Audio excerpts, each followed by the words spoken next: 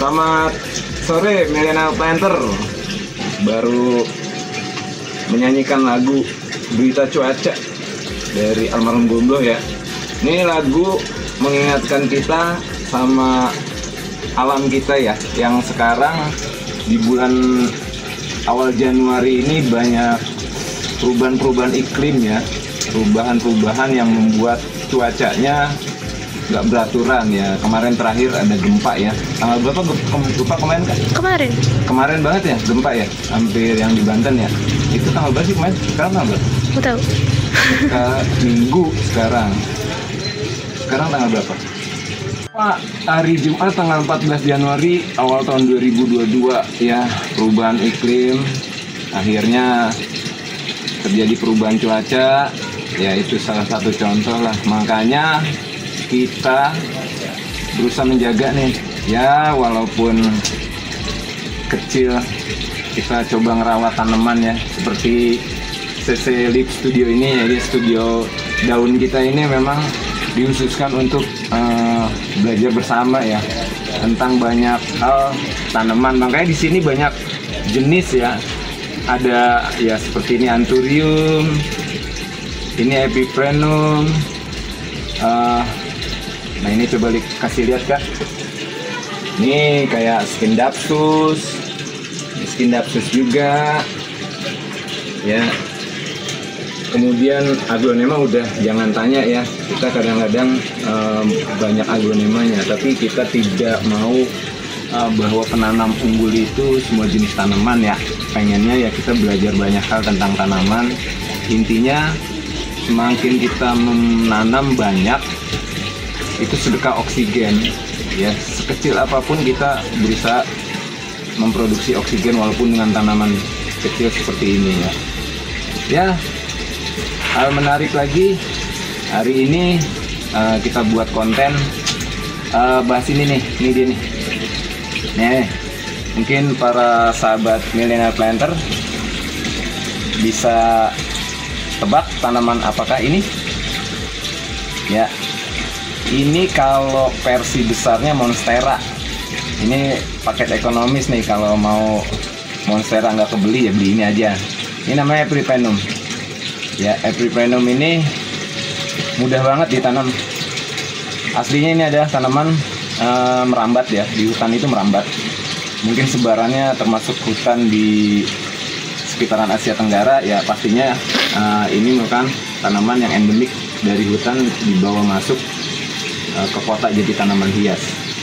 Tanaman ini aslinya memang merambat, dia butuh inang. Jadi kalau pohon besar itu inangnya atau sebagai rambatannya. Dan ini di hutan ini cukup invasif ya. Artinya tanaman ini dari jungle floor atau lantai hutan sampai ke kanopi hutan itu bisa sangat-sangat cepat pertumbuhannya, invasif yang menutupi tanaman lain, bahkan bisa mencapai 30-50 meter. Dibayangkan ya, tanaman ini memang secara pertumbuhan luar biasa. Makanya di dalam propagasi tanaman ini sangat mudah. Menurut saya di antara sekian banyak tanaman yang kita sudah coba di studi alam CC Lip ini ya, salah satu yang paling mudah ya jenis seperti ini ya.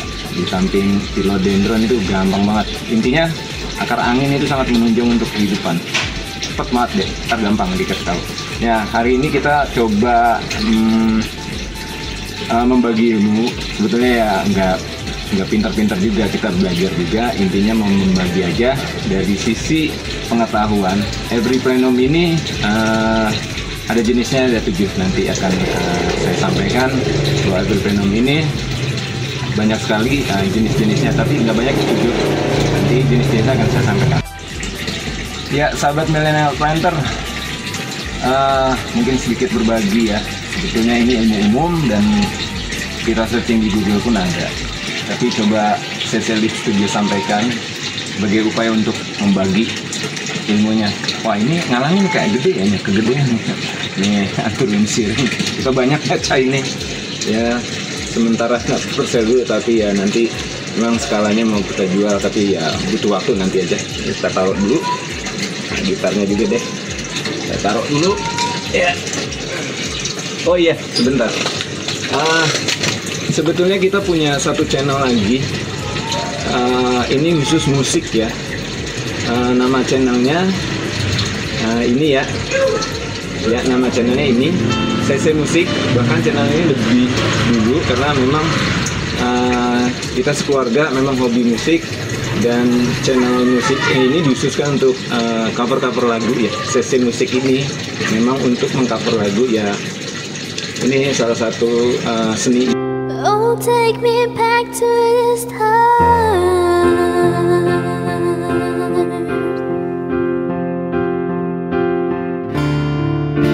I was just crazy, numbers and figures, pulling the puzzles apart.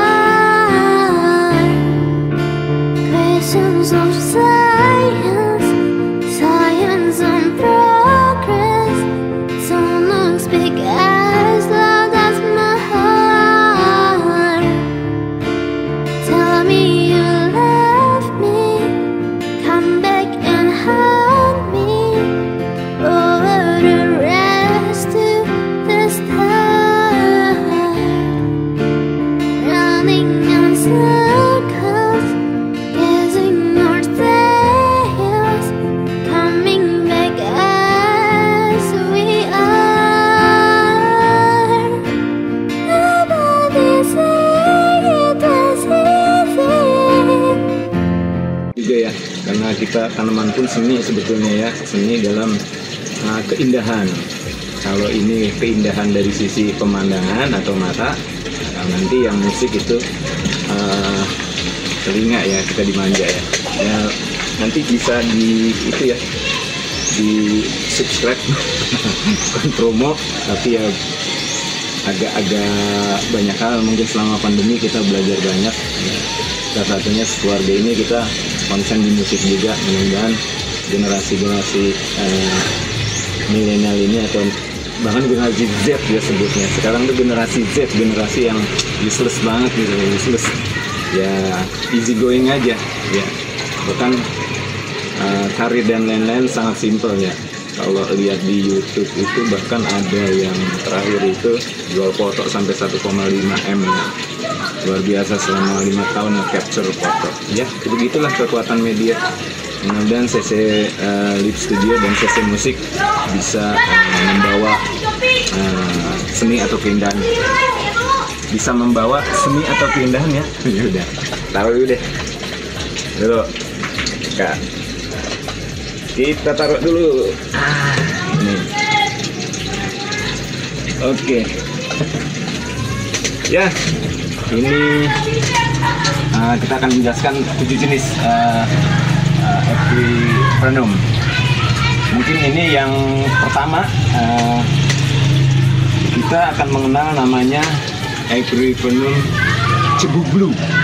Ya, nah, Cebublu ini kalau dilihat karakter sama dengan Monstera, tapi versi mininya ya. Cebublu ini warnanya hijau,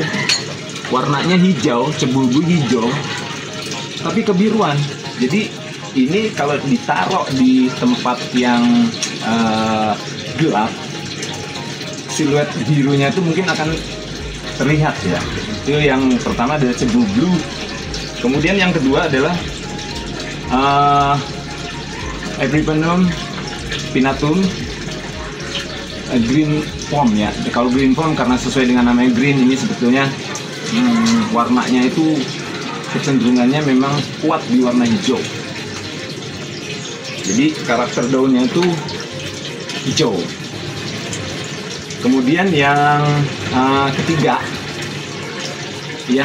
itu ada namanya Epipremnum pinnatum skeleton. Nah kebetulan kita punya dari 7 itu cuma punya 2 skeleton key. Nah ini nih skeleton key, bisa diset Kak ya, skeleton key.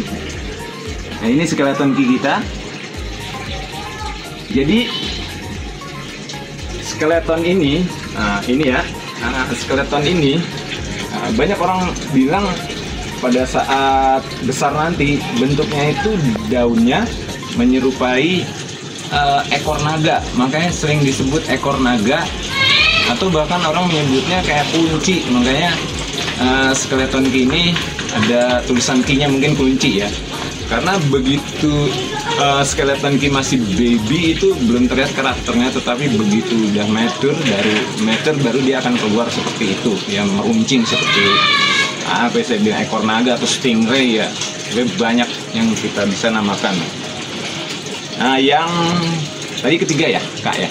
Nah kemudian yang keempat itu Epipremnum aurea. Aurea itu karakternya mirip sama, bahwa dia itu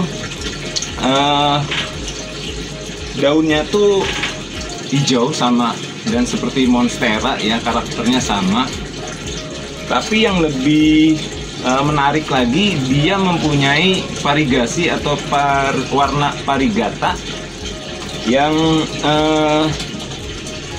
kekuningan. Jadi yang kekuningan inilah membedakan dia dengan Epipremnum lainnya. Yang kelima, nah ini yang kita punya juga. Yang ini yang kelima adalah Epipremnum pinnatum variegata. Nah dari 7 tadi yang kita punya, ya ini adalah variegatanya. Nah kenapa disebut Epipremnum variegata? Karena karakternya ini seperti ini, yang dari awal kita kasih lihat. Ini yang nanti akan kita propagasi ya.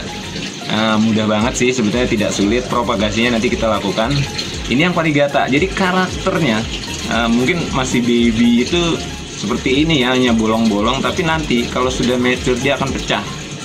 Dan variegatanya tuh warnanya putih. Jadi kalau dari sini putih ya, kalau dari sisi harga ini tergolong nggak mahal. Jadi nanti pengganti monstera ini bisa dicari seperti ini. Ya kalau yang tadi ini variegata. Jadi kita punya 2. Pertama skeleton K. Ini ada yang variegatanya ya. Nah yang keenam ini adalah Epipremnum pinnatum marble ya. Kalau namanya sendiri udah jarang didengar, memang tanamannya jarang karena ini mempunyai corak warna sebarannya itu seperti merata ya, antara hijau tua, hijau muda, dan putih. Dan memang harganya lumayan. Saya sih belum punya ya, kedepannya mungkin kalau nanti dikasih kesempatan ya kita hunting, pengen cari juga, pengen punya. Nah yang tadi udah ya, yang ke-6. Kemudian yang ke-7 nih yang banyak orang nyebut ya, kalau monstera itu ada mint. Nah ini yang Epipremnum pinnatum sendiri ada yang versi mintnya ya.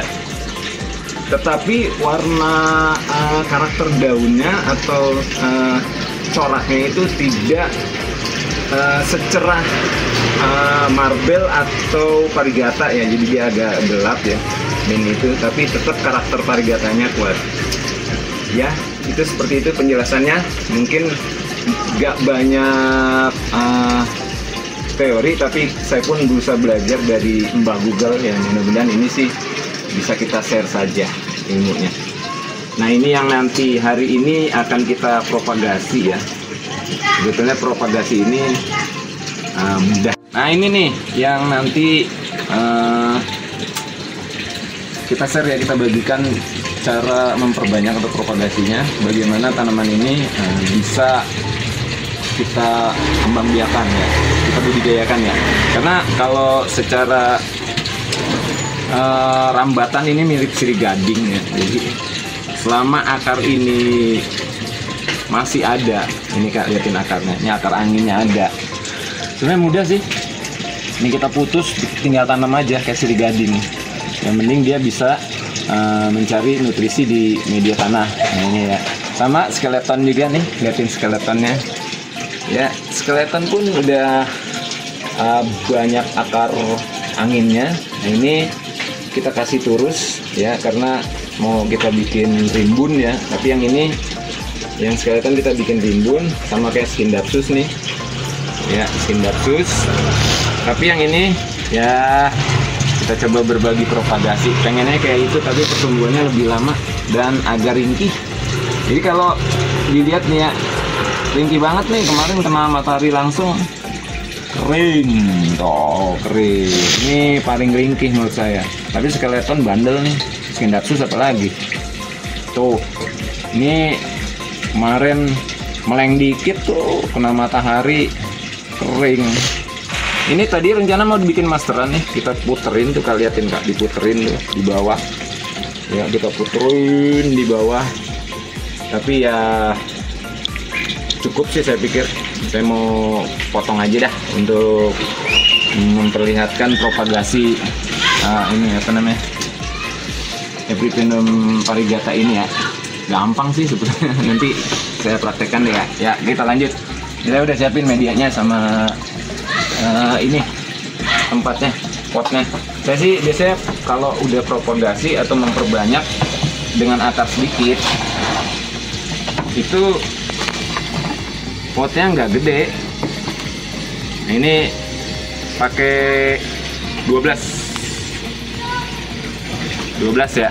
Ini kalau di agro 12 ini udah ada daun, udah ada akar hasil cangkokan. Tapi kalau yang nggak ada akar, dia bisa saya pakai 10. Seperti video-video sebelumnya ya, ada yang akar tanpa daun dipakai 10. Kayak sederhana sih. Nanti kita perlihatkan cara propagasinya. Ini Kak, liatin Kak, deketin Kak. Nih, kalau dilihat ya, 1, 2, 3. Karena ini batang tua, nah ini saya akan ambil di sini aja deh, ya di antara ruas, ya. Ya, coba kita potong nih, potong aja deh, tes tuh. Nih, akarnya udah nempel. Nih, seret. Wow, mantap kan akarnya tuh. Ya, kita ambil 1, 2, 3. Kenapa saya panjangin seperti ini? Tujuannya saya mau puterin di sini. Ya, 1 dapat. Jadi ini karakter variegatanya dari kecil saja udah keluar. Ini kadang-kadang variegata tuh butuh treatment kayak ini nih. Variegata ini susah nih. Saya ambil contoh. Saya punya namanya burlemak, di video saya sebelumnya ada. Video burlemak bagaimana menghasilkan burlemak seperti ini nggak sederhana. Jadi awalnya itu saya beli 3 daun. Itu 8 bulan lalu ya. Ini saya kembangin, akhirnya jadi banyak. Aslinya itu treatmentnya itu mungkin saya kasih cara ya di samping ini ya. Kita pisahkan, bonggolnya itu harus dipisahkan antara variegata dan yang hijau seperti ini. Bahkan setelah variegatanya kita pisahkan, itu pun harus ada treatment. Saya kasih contoh ya. Saya kasih contoh. Intinya ini variegata jadi gitu ya. Jadi seperti ini contoh ya. Ini lagi deh. Nah, untuk menjaga variegatanya keluar terus, itu harus ada treatment.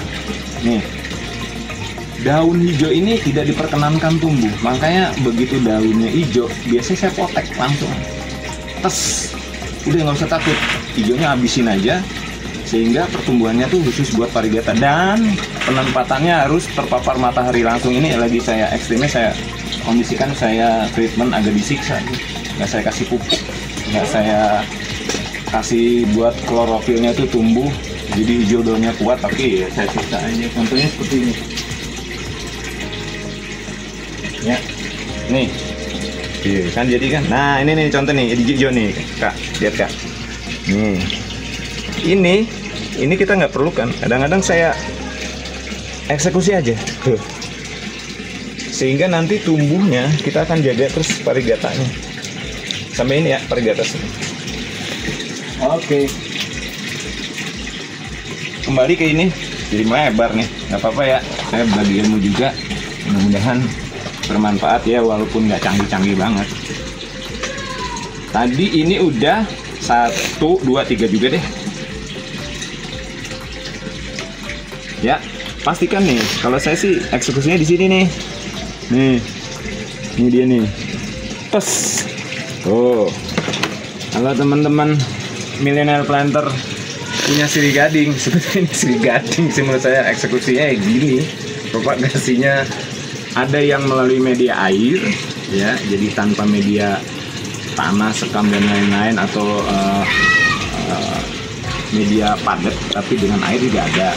Terus saya dikasih botol, kasih air, ini jadi juga. Tapi hari ini kita pakai media padat ya, media ini nih. Itu dia. Jadi ya kalau propagasi sebetulnya simpel. Ini contoh. Ya tinggal gini aja sih. Oh iya, sorry. Saya campuran ini nggak banyak. Saya pakai sekam mentah. Sekam mentahnya itu 50, ya 50%. Kemudian pakai ini andam, kemudian kokopit, kemudian pakis, yaitu sisanya kan 50 ya, pakai aja 15 ya. Jadi banyakin kokopitnya 20 aja, 50, 20-nya kokopit, sisanya 15 itu andam sama pakis ya. Jadi seperti ini ya.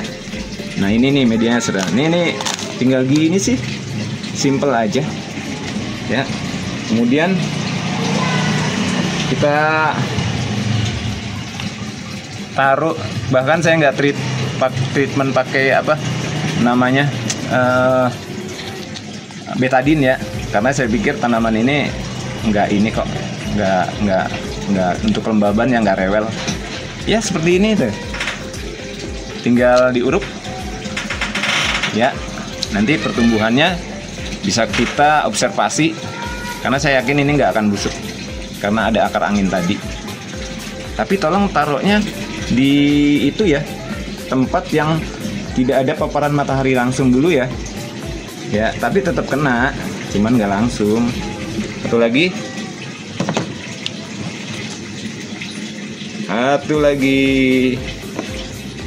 Ya, ini kebetulan kalau saya selalu sedia racikan media sendiri, jadi nggak ada yang ditanam, udah ngeracik. Jadi pada saat butuh ya tinggal pakai. Tuh, saya puterin aja tuh, saya rendem akarnya biar terkena media ya. Jadi nggak usah takut gagal. Saya yakin karena dengan pengalaman biasanya kita coba-coba jadi tahu setiap karakter tanaman. Makanya CC Lip Studio ini banyak tanaman yang kita pelajari, termasuk buah-buahan tabu lampot ya. Itu contoh dari generasi pembelajar harusnya ya. Kita belajar banyak hal. Mudah-mudahan ini bisa melestarikan kekayaan hayati Indonesia. Semoga bisa Indonesia jadi sumber hayati, negara penghasil banyak tanaman, harus ngebut. Masa kita kalah sama Thailand? Thailand aja udah berhasil kultur jaringan level rumahan, kita masih pabrikasi atau skala industri yang bisa kultur jaringan. Ya, itu gimana? Mudah kan? Semoga apa yang hari ini CC Lip Studio bagikan bisa diaplikasikan teman-teman milenial planter, dan semoga udah ya dicoba, jangan takut ragu, jangan ragu, jangan takut, intinya yakin, saya yakinnya akan keberhasilan ini. Terima kasih untuk